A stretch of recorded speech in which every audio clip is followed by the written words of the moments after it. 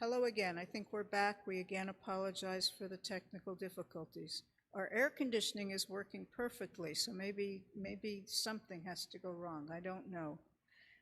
We are now, I don't know where we were when the picture and the sound went off, but we are now up to the Mishabera. So I'm going to start with the list of people that will have comfort and their friends will have comfort from hearing their name and hoping that something good can come of it. Mary Kennedy, Rosalind Cantu, Mike Hogg, Lori Perry, Nick Joliat, Rhoda Wessler, Skip, Kathy and Jeffrey Bracy, Rhonda Butler, Ricky Grant, Shoshana Bat Avraham, Minna Dornfeld, Juliet Origi, Leslie White, Ann Cohan, Charlotte Birch, Anita Ash, Joseph Matter, Darrell Swan, David Ray, David Harper, Doris Hudson Trujillo, Susan Smith, Mary Lou Manzelli, Gary Sullivan, Kevin Kossoff, Devin Kennedy, Burke Asher, and Alan Goldstein. Are there any names from the people in the congregation? Okay. And if anyone at home has a name, please add it to the prayers. We're going to listen to Debbie Friedman singing the Mishabera. She wrote the melody, and we can enjoy her for a little bit. Track 9, please.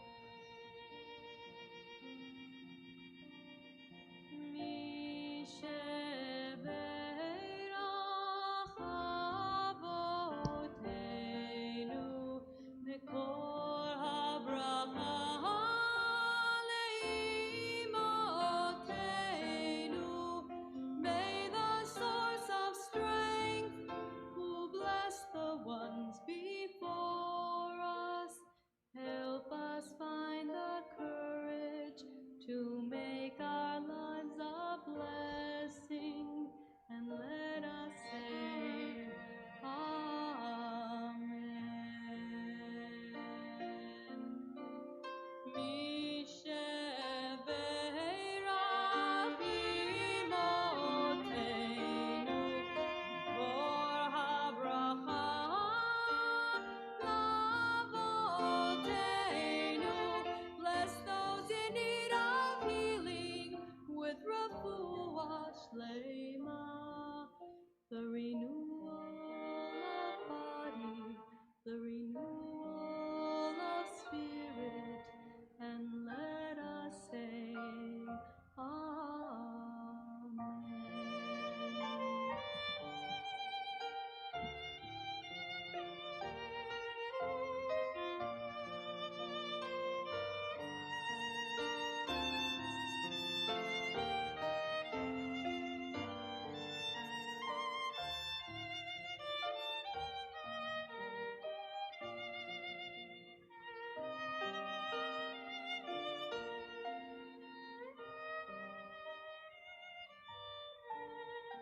And let us say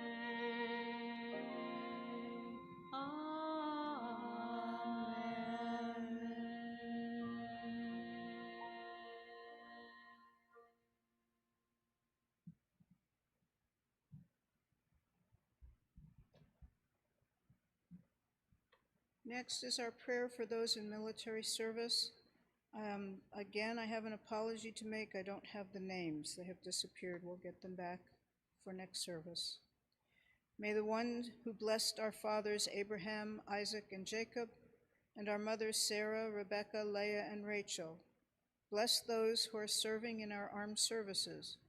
May God guard them and keep them from harm.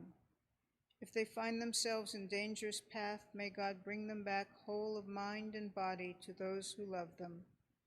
May it be your will, Adonai Tzvaot, to lead them to safety and protect them from each and every enemy and ambush. May God make their journey successful and guard their going out and coming in with mercy and love, and let them be blessed to return home with life and peace now and forever. May we extend those blessings to our folks that keep us safe here at home and to the peacekeepers throughout the world. And let us say, Amen.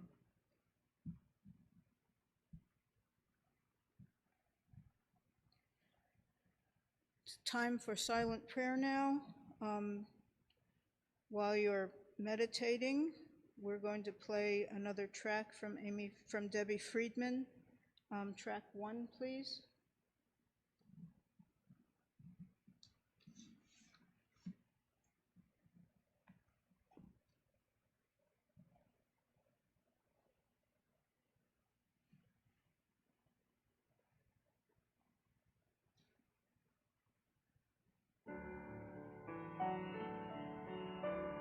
ברוכות הבאות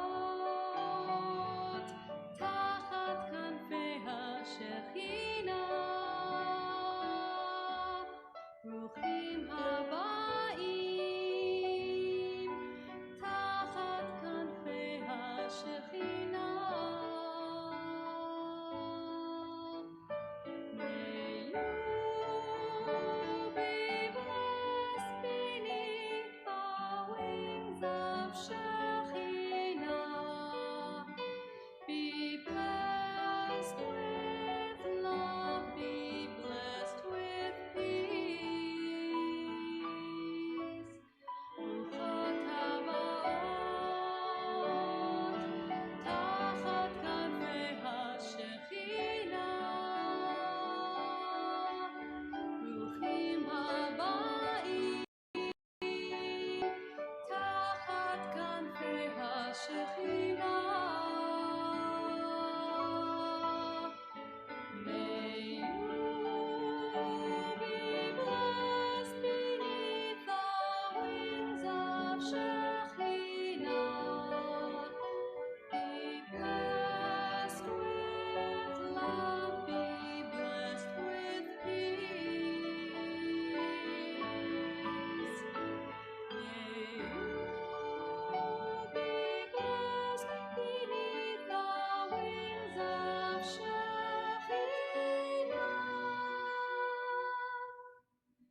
Be blessed with love, be blessed with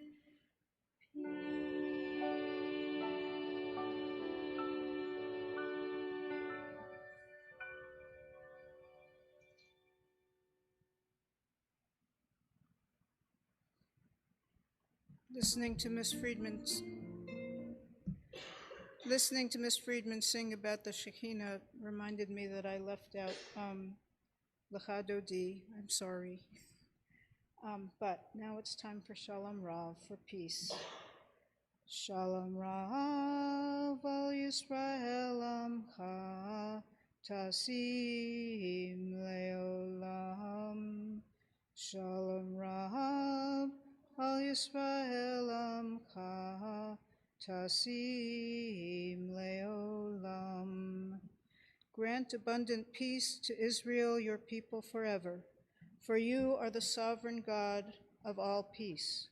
May it be pleasing to you to bless your people Israel in every season and moment with your peace.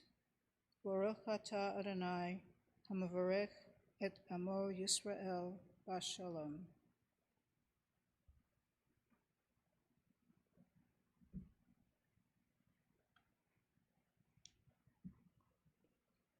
Page 180, Oseh Shalom. Oseh Shalom bim Shalomav, Uyase Shalom Aleinu, Ve'al Kol Yisrael V'yimeru. Amen.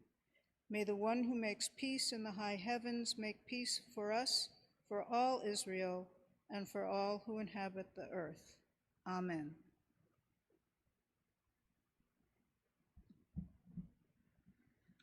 Time for our Torah service, and here it is.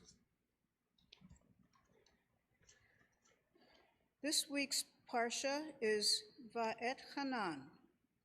The word means, and I pleaded, and it's the first few words in the portion. Moses is still talking to us, not just the Israelites visible around him. As Jeff pointed out last week, this book of Deuteronomy is Moses talking, often relaying God's words, but interpreted by Moses. In this portion, he is continuing his summary of the Exodus, and this portion starts with his recounting the story of himself pleading with God to be allowed into the promised land. It reads almost like a family around the dinner table. Moses begs for what he wants, just like a teenager, I suppose, and God says, literally, enough, never speak to me of this matter again. Well, Moses then goes on to tell us to, quote, give heed to the laws and rules that you may live to enter and occupy the land that the God of your fathers is giving you. Then there's a lot of page space devoted to reminding folks that they saw and heard God with no shape, just fire and a voice. Has any people heard the voice of a God speaking out of a fire as you have and survived? This is the preamble to the commandment about no graven images of God. There is a break of the talk of the laws and rules with a paragraph about the establishment of 3 sanctuary cities, specifically to be places for those who murder accidentally. And then comes the beauty of this portion, a reiteration of the 10 Commandments, the Shema together with the V'ahavta, and if this was not enough, the line in many Passover Haggadahs that says, we were slaves to Pharaoh in Egypt, and the Lord freed us from Egypt with a mighty hand. The portion ends with the warning that God instantly requites with destruction those who reject him, never slow with those who reject him.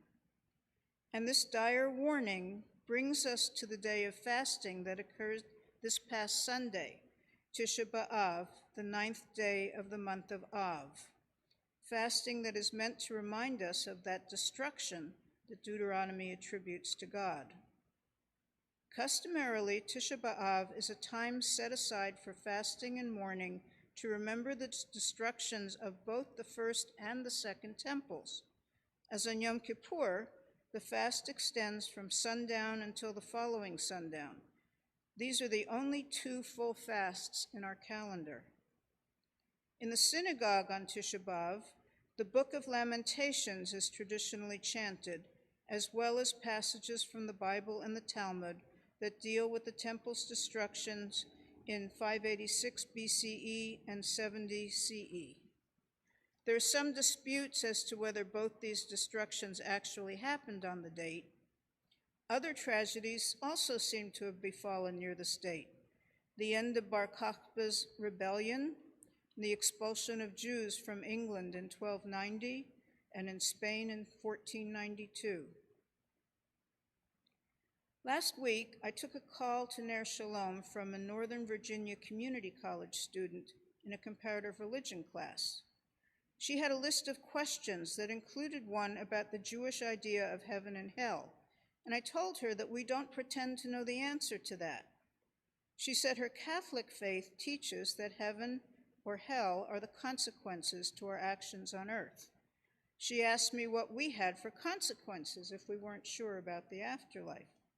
Well, I didn't get into the biblical punishments as she was asking a personal question. I said that, for instance, sins of omission had built-in punishment, so to speak. For instance, if I skipped Shabbat, God doesn't smite me with a plague, but I do miss out on the beauty of the day. Tisha B'Av has lost some of its potency with the establishment of the modern state of Israel and the loss of importance, especially for Reform Jews, in the reestablishment of the temple. But as the loss of the temples and the exile to Babylon was attributed to God's wrath at being rejected by his chosen people, as this week's portion warns us about, we can use this time to think with regret about living in an unrepaired world and not doing what we can to repair it, and to plan for actions in the future that better fit the spirit of the laws and rules given to us. If we just skip it entirely, we lose an opportunity to put ourselves into our own history and to learn from it and to do better. Thank you.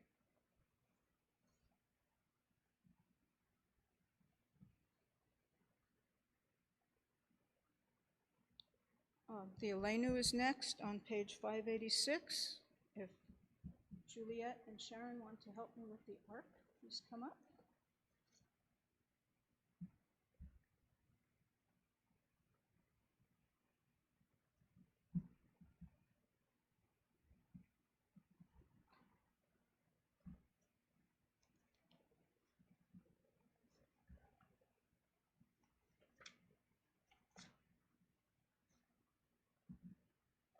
Actually, I'm going to do a different Aleinu. I'm going to do the one on the top of page 587.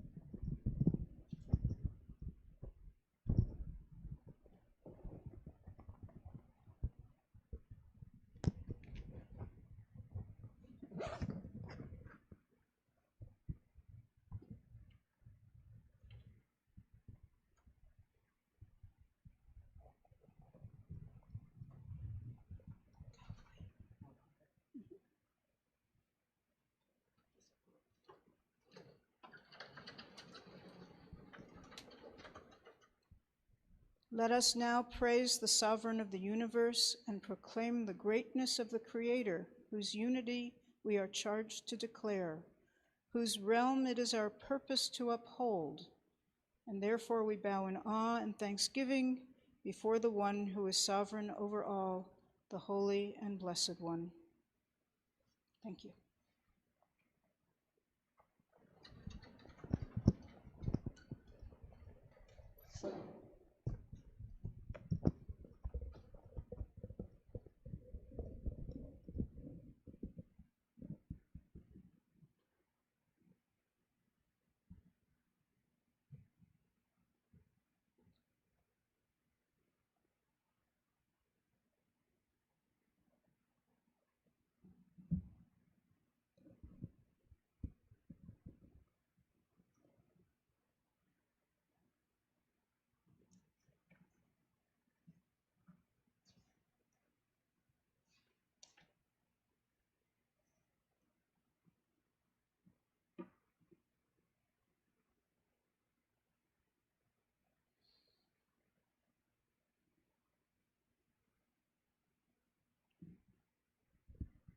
Our thoughts turn to those who have departed this earth, our own loved ones, those whom our friends and neighbors have lost, the martyrs of our people whose graves are unmarked, and those of every race and nation whose lives have been a blessing to humanity.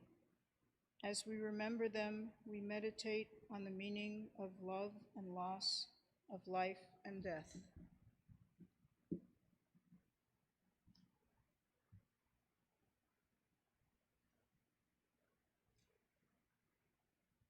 Ner Shalom's names that are still in the year of mourning: Sharon Buell, Mona Mandel, Ruth Bader Ginsburg, Patricia Michaels, Joe Davis, Kathleen Schindler, Jamie Bellitz, Neil Savage, Ann O'Neill, Bruce Schechter, Bernard Strassner, Ruth Sherman, Louis Aaron Honig, Jean